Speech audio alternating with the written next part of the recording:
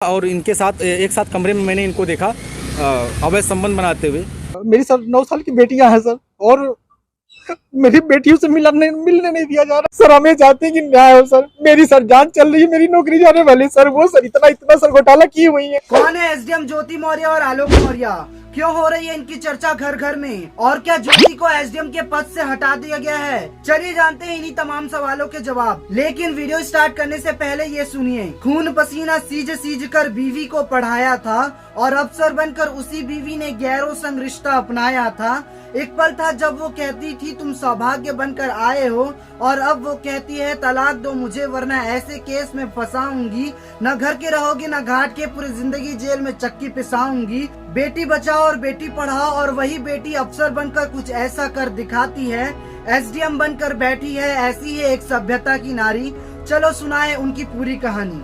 मैं यहाँ सिर्फ एसडीएम ज्योति मौर्य की बात कर रहा हूँ, ना कि पूरी वुमेन कम्युनिटी को। अगर एक लेडी ने गलती की है तो उसकी सजा पूरी लेडीज को नहीं दे सकते, तो इसीलिए मैं यहाँ सिर्फ ज्योति, एसडीएम ज्योति की बात कर रहा हूँ। चलिए वीडियो स्टार्ट करते हैं। ज्योति मौर्य उत्तर प्रदेश के बनारस में रहने वाली एक मिडिल क्लास फैमिली से बिलोंग करती है। उनके पापा एक छोटी सी चक्की की दुकान चलाते हैं। ज्योति मौर्य की शादी 19 नवंबर 2010 में प्रयागराज में रहने वाले आलोक मौर्य के साथ हो गई थी। जब ज्योति की शादी होने वाली थी तब वो अपना ग्रेजुएशन कर रही थी, और आलोक मौर्य से शादी करने के बाद उन्होंने अपना ग्रेजुएशन कंप्लीट किया। वहीं बात करें आलोक मौर्य की, तो वो प्रयागराज में रहने वाले हैं। उनके पिता पेशे से एक टीचर है जो कि रिटायर हो चुके हैं। आलोक मौर्य ने अपनी पढ़ाई प्रयागराज में रहकर ही की, और ग्रेजुएशन कंप्लीट करने के बाद वो कंपटीशन एग्जाम की तैयारी कर रहे थे। लेकिन उसी बीच उन्हें पंचायती राज विभाग में सफाई कर्मचारी की नौकरी मिल गई और उन्होंने वो नौकरी ज्वाइन कर ली।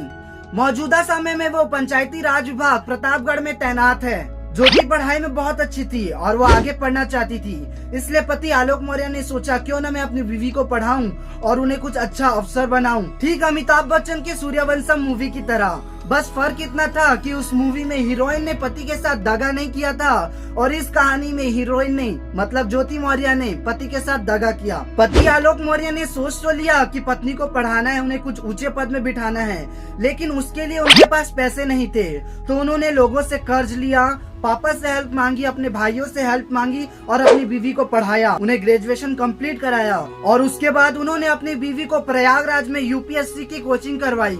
ज्योति पढ़ाई में होशियार तो थी ही, साथ ही साथ जब पति और ससुराल का साथ मिला तो उनका साल 2015 में पीएससी में चयन हो गया, जिसमें उन्होंने 16वीं रैंक हासिल की। और जब ज्योति सफल हुई तो उसका श्रेय उन्होंने अपने ससुर और अपने पति को भी दिया था। 2015 में ज्योति ने 2 जुड़वा बच्चियों को जन्म दिया, जिनका नाम हंसी खुशी रखा गया है। अब आप ये तो जान गए कि कौन है ज्योति और कौन है आलोक। अब ये जानते हैं क्यों हो रहा है इनके बीच विवाद, क्यों ये सोशल मीडिया पर चर्चित हो रहे हैं, और क्यों इनकी बात हर घर में की जा रही है।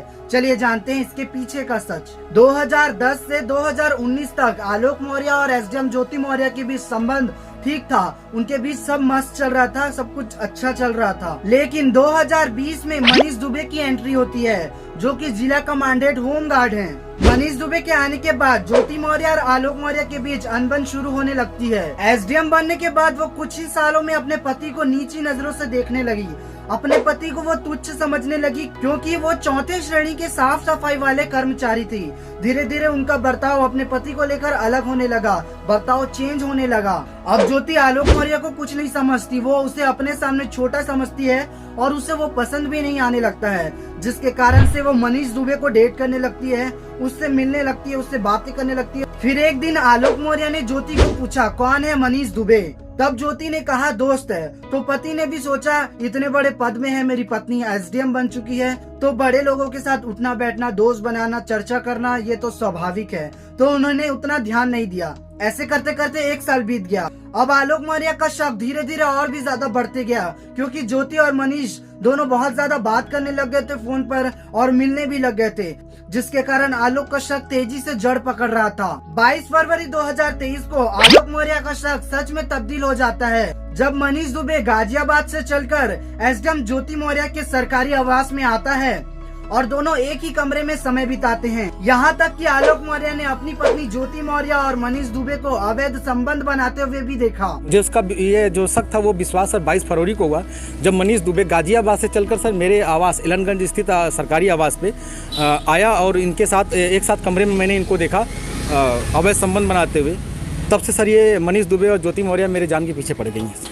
एक पति के लिए कितना शर्मनाक नजारा होगा, जरा सोचिए कि उसकी पत्नी किसी और के साथ। मुझे तो बोलते हुए भी शर्म आ रहा है और उसे करते हुए शर्म नहीं आया, जबकि उसकी दो बेटियां भी हैं। मतलब जहां हस्बैंड को एक्शन लेना था वहां ऐसी कैरेक्टरलेस वाइफ एक्शन ले रही है और अपने पति आलोक मौर्य पर कई गंभीर केस दर्ज कर चुकी है और तो और उन्हें जान से मारने की धमकी भी दे रही है।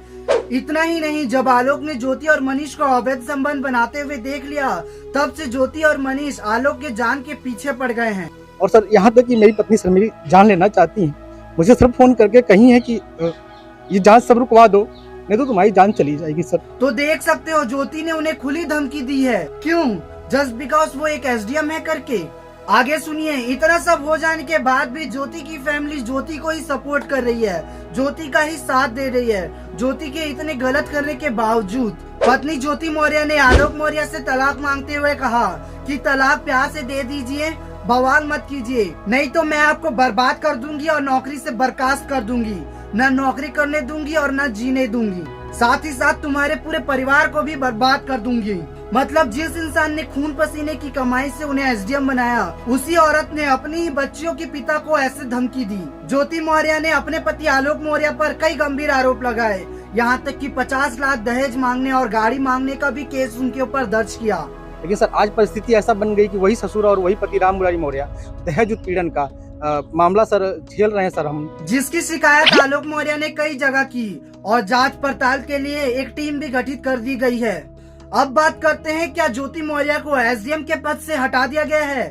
दरअसल फेसबुक, इंस्टाग्राम, यूट्यूब में एक वीडियो तेजी से वायरल हो रहा है, जिसमें दिखाया जा रहा है कि योगी सरकार ने कड़ी कार्रवाई करते हुए ज्योति को एसडीएम के पद से हटा दिया है। लेकिन ये सच्चाई नहीं है। ज्योति को अभी तक एसडीएम के पद से बर्खास्त नहीं किया गया है और न ही उनके खिलाफ अभी तक कोई जांच बिठाई गई है। लेकिन उम्मीद है कि एक कमेटी उनके ऊपर जल्द ही जांच करने वाली है। अब आपके मन में सवाल उठ रहा होगा कि पीएससी अधिकारी को कौन बर्खास्त कर सकता है? तो मैं आपको बता दूं कि पीएससी अधिकारी को राज्य सरकार बर्खास्त कर सकती है। अगर कोई अधिकारी जांच में भ्रष्टाचार पाया जाता है या किसी संगीन जुर्म में लिप्त होता है, तब उसे बर्खास्त किया जा सकता है। दोस्तों, इस केस का ये एक पक्ष है। दूसरा पक्ष हजारों महिलाओं के लिए दुखदायी है, क्योंकि एक महिला के ऐसा कर देने के कारण लोग व सोशल मीडिया में यही ट्रेंड चल रहा है कि अब किसी भी औरत को या किसी भी बीवी को ना पढ़ाए, क्योंकि वो अगर कोई अफसर बनेगी या एसडीएम बनेगी या कुछ भी बनेगी तो वो आपके साथ भी ऐसा ही करेगी जैसे एसडीएम ज्योति मौर्य ने की। तो मैं उनको बोलना चाहूंगा, अगर एक स्त्री गलत है तो इसका मतलब ये नहीं है कि सभी स्त्रियां गलत होंगी। ऐसे में तो कई सेलिब्रिटीज हैं जिन्होंने एक के बाद दूसरी शादी की, दूसरी के बाद तीसरी की है। यहाँ तक कि कई सेलिब्रिटीज ऐसे भी है जिन्होंने दो बीवी को एक साथ रखा हुआ है। तो लोग उनके ऊपर क्यों कमेंट नहीं करता? लोग उनके मूवी को बाइकआउट क्यों नहीं करता?